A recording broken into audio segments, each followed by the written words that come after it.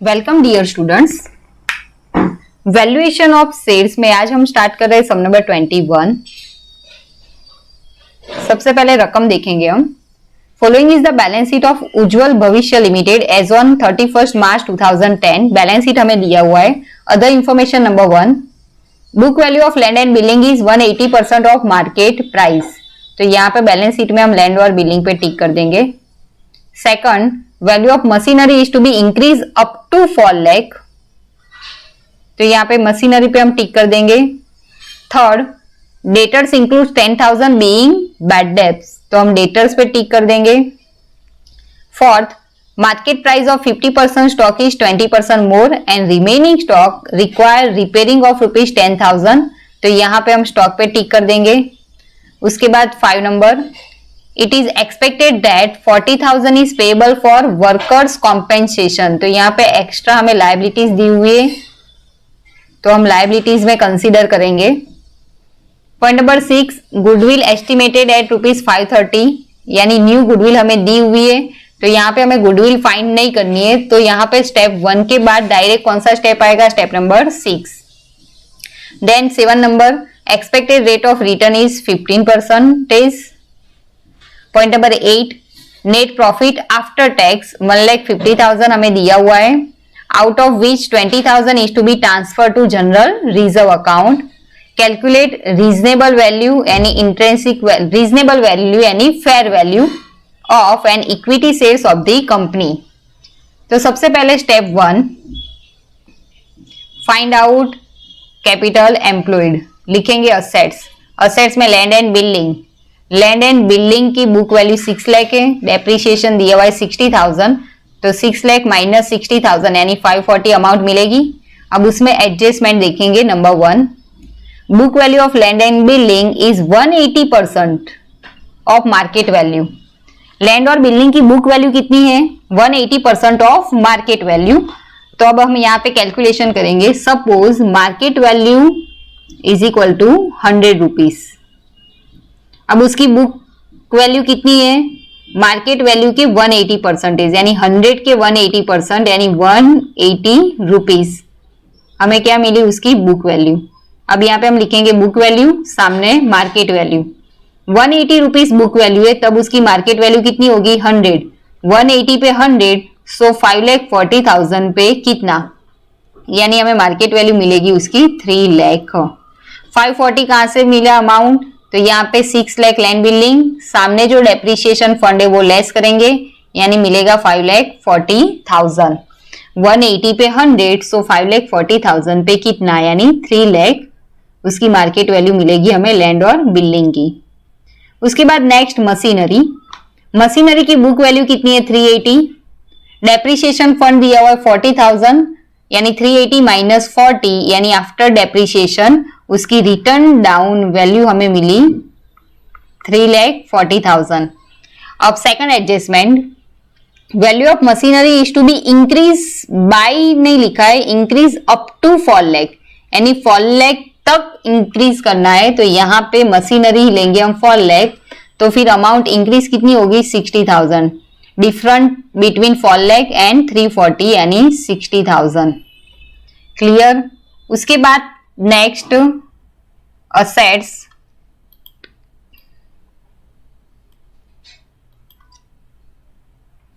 Third number, investment of provident fund. वो कौन सा इन्वेस्टमेंट है? ट्रेडिंग। तो यहाँ पे हम लेंगे इन्वेस्टमेंट ऑफ प्रोविडेंट 50,000। उसके बाद स्टॉक।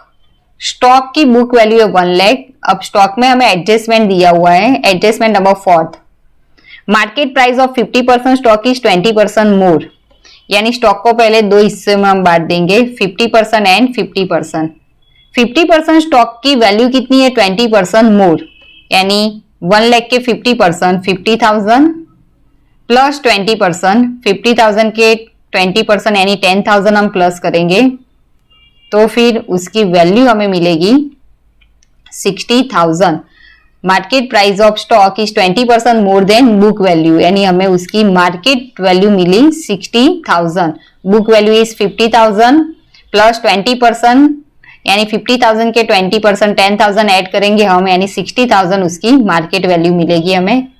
उसके बाद लिखा है रिमेनिंग स्टॉक, यानी 1 लाख के 50% चले गए तो बाकी कितने रहे 50%, यानी जो रिमेनिंग 50,000 स्टॉक है उस पे रिक्वायर रिपेयरिंग चार्ज 10,000, तो यहाँ पे माइनस रिपेयरिंग 10,000 लेस करेंगे हम, यानी वैल्यू मिलेगी हमें 40,000।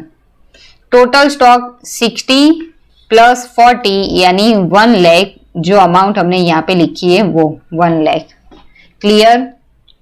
Next debtors, debtors 120, adjustment number 3, debtors में 10,000 क्या है बैड डेब्ट्स, तो वो लेस कर देंगे हम, डेटर्स 120 माइनस बैड डेब्ट्स 10 यानी 1,10,000। उसके बाद बिल्स रिसीवेबल 40,000, तो यहाँ पे लिखेंगे बिल्स रिसीवेबल 40,000। देन कैश और बैंक 10,000 यानी कैश और bank 10,000। Total assets 10,10,000 no. Next हम लिखेंगे लायबिलिटीज, तो यहाँ पे लायबिलिटीज में बैलेंस शीट में देखो जनरल रिजर्व के बाद 10% डिबेंचर फॉर लाख, तो यहाँ पे हम लिखेंगे 10% debenture four lakh. Then provident fund 50,000, provident fund 50,000, creditors 60,000, then bills payable 70,000, then provision for income tax 20,000, यहाँ पे लिखेंगे प्रोविजन फॉर इनकम टैक्स 20,000। और एडिशनल इंफॉर्मेशन में हमें लायबिलिटीज दी हुई है पॉइंट नंबर 5 में, expected that 40,000 is payable for worker compensation, तो यहाँ पे 40,000 वो कंपनी के लिए क्या होगी liabilities, amount payable for worker compensation 40,000, यानी टोटल लायबिलिटीज 6,40,000। अब net assets, net assets is equal to total assets minus total liabilities, 10,10,000 minus 640 यानी 3,70,000। उसमें से प्रेफरेंस कैपिटल जो हमें बैलेंस शीट में दी हुई है कितनी, प्रेफरेंस कैपिटल 2 लाख, तो यहाँ पे हम 2 लाख लेस कर देंगे, यानी हमें कैपिटल एम्प्लॉयड मिलेगी 1,70,000। अब यहाँ पे in this example step number 2 to step number 5 not calculated because value of goodwill is given in additional information, तो अब डायरेक्ट स्टेप नंबर 6 कैलकुलेट होगा intrinsic value. Intrinsic value find करने की formula net assets divided by number of equity shares. अब net assets यानी क्या, तो यहाँ पे net assets is equal to capital employed as per step 1, step 1 में जो हमने कैपिटल एम्प्लॉयड फाइंड की वो 1,70,000 प्लस न्यू गुडविल जो एडिशनल इंफॉर्मेशन में हमें दी हुई है, यहाँ पे न्यू गुडविल पॉइंट नंबर 6 में कितनी 5,30,000, तो यहाँ पे plus 530 plus non trading investment जो नहीं दी है बैलेंस शीट में, प्लस अनपेड कॉल्स, कोई भी कॉल्स यहाँ बाकी नहीं है, यानी नेट असेट्स हमें मिलेगी 7 लाख, जो यहाँ पे लेंगे हम 7 lakh, divided by number of equity shares जो हमने यहाँ पे फाइंड किए हुए, number of equity shares is equal to paid up equity capital divided by paid up value per share. Balance sheet में देखो पेड अप इक्विटी कैपिटल कितनी है, equity shares of ₹10 fully paid up 1 lakh, यानी 1 lakh divided bye 10 rupees, तो फिर shares कितने मिलेंगे 10,000। अब net asset 7 lakh divided bye 10,000, equity shares यानी इंट्रिंसिक वैल्यू 70 रुपीज, हमें स्टेप 6 का आंसर मिलेगा। उसके बाद next step number 7 market value. Market value find करने की formula rate of dividend divided by expected rate of return into paid up value per share. तो सबसे पहले हम रेट ऑफ डिविडेंड फाइंड करेंगे। रेट ऑफ डिविडेंड किस तरीके से फाइंड करते हैं, divisible profit divided by paid up equity capital into 100।